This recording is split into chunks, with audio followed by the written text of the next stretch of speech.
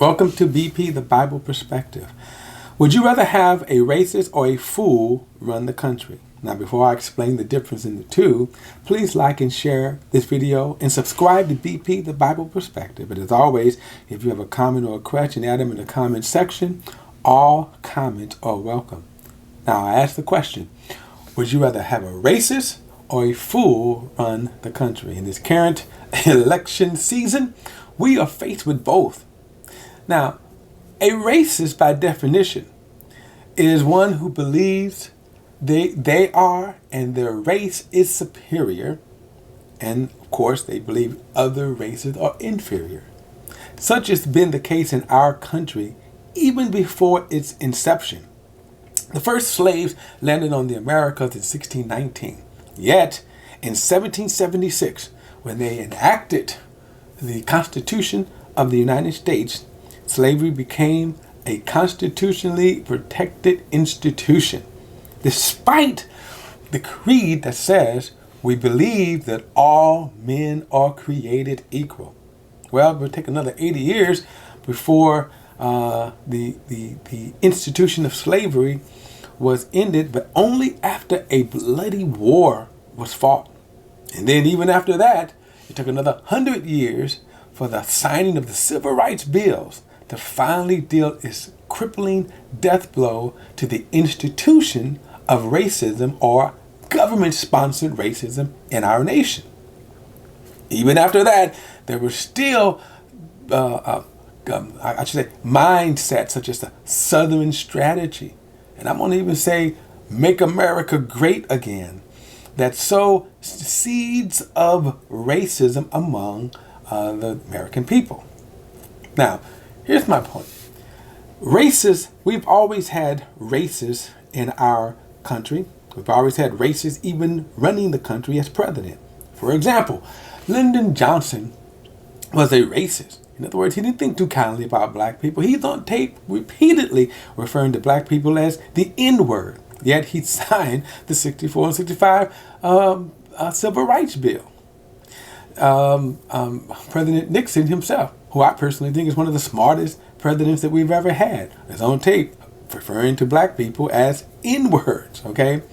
President Lincoln himself really didn't think that highly of black people and really saw the freeing of the slaves as a burden more than a mission or a cause. In other words, he's on record as saying that if he could have ended the war without ending slavery, he would have done so.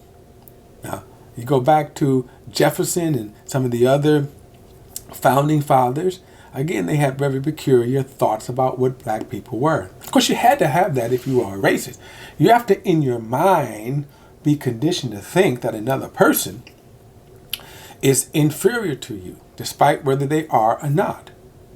For example, John Kennedy, who is always lauded as the great civil rights fighter, keep in mind, they only got into the fight after a long, prolonged hesitation. And one of the reasons why during the 60s that the Kennedys got involved is because, you know what? Racism came to television. That's right. When they saw that the fire hose turn on the civil rights workers, dogs being unleashed on people, even children jailed, that's when America said, oh my God, we got a race problem, okay? But even with that, here's my point that I'm saying here, even with that there were racists who did very good things. For example, again, Johnson signed the Civil Rights Bill. Lincoln freed the slaves, okay? Here's my point, that one of the things about racists, they're not, even those racist presidents, there was never really a question about whether or not if they would ever do something really harmful to the country at all. They did something oftentimes that were harmful to African Americans. We are still dealing with the impact of that. But there was never no fear of the fact of them selling us out to another country, right? Now we come to what's a fool? And a fool that is running the country. How do we know that? Let's define what a fool is. The book of Proverbs tell us that a fool is a person who is void of common sense, intelligence, logic. the way they look at life is just stupid. The way they do things is stupid. For example, if you give a fool money, they will squander it. For example, give a fool, when they win the lottery, they will squander it within 5 years. Why? Because they buy stupid things, right? They're going to go buy the biggest boat, cars. They're going to just do things stupid, and next thing you know, they're out of money. Well, in the case of the president, he squandered money and had to be bailed out several times. The fact, even though he was a rich person. The thing about a fool is that they make just dumb, stupid decisions because of their thinking process. They're stupid. When I say stupid, I'm not saying unintelligent. It's just their process of life. Sometimes that could be because they're pampered, privileged. But the idea is that they make decisions within the sphere of their own selfish, self-centered interests. When we think about Russia right now, that we have to be so concerned about Russia. I mean, literally, we are so concerned about how involved Russia is with our government. Never before in our country have we ever had that concern. When you think about how the president stood up in Helsinki, and then also the fact that even now the Russian the intelligence has warned that Russia is interfering in our election.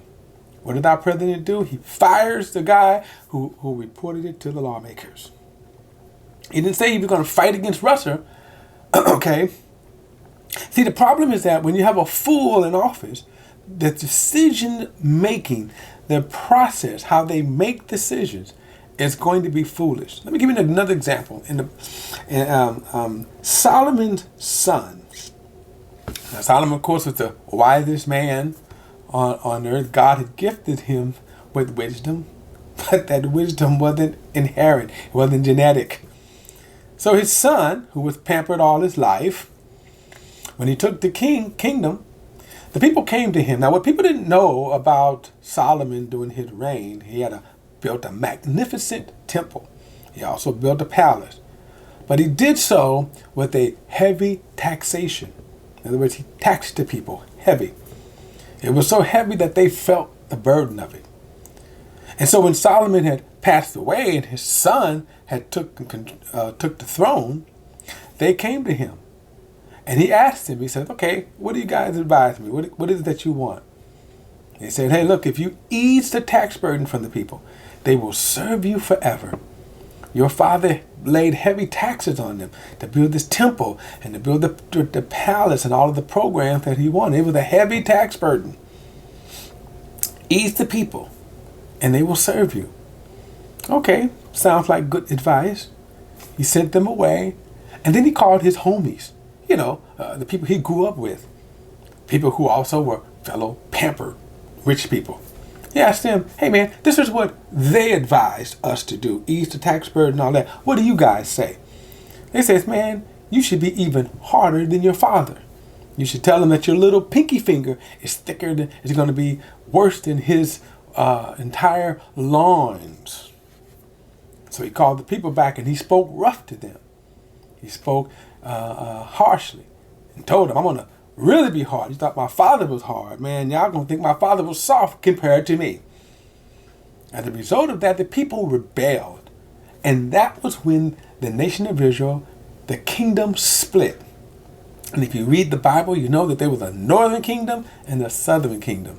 The kingdom of Judah split, and the other 10 tribes formed what was called the northern kingdoms.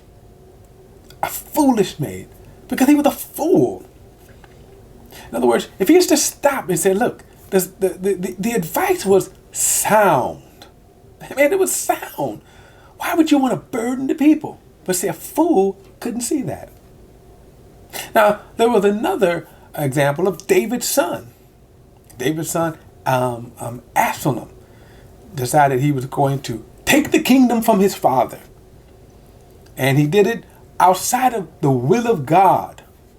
So at first he had his father on the run.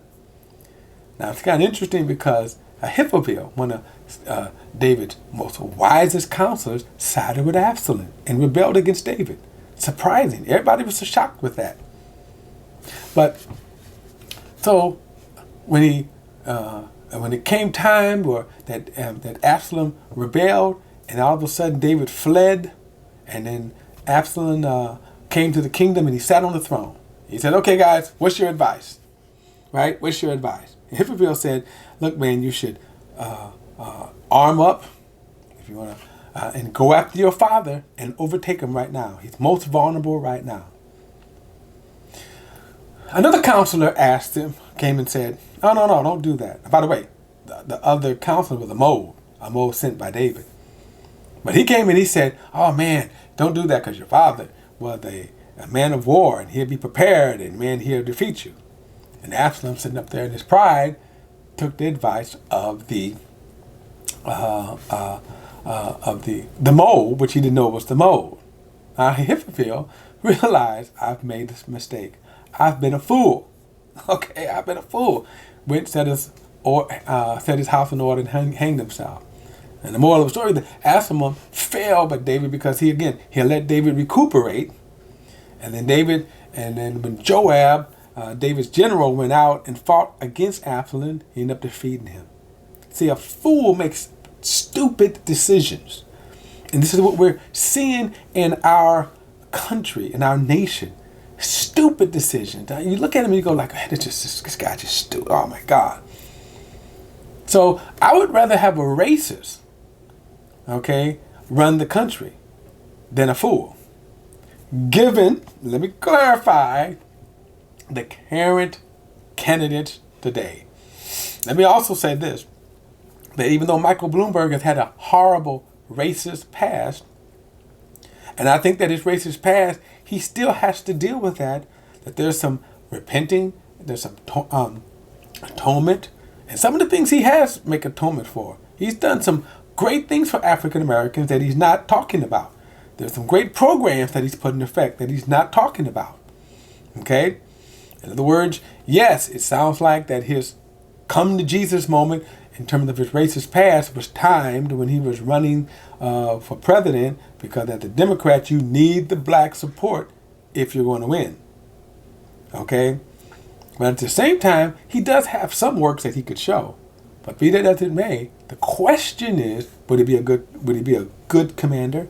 Would he work in the best interest of the country? Or would he be like the current president, which in my opinion is a fool? That's my perspective. I'll see you next time.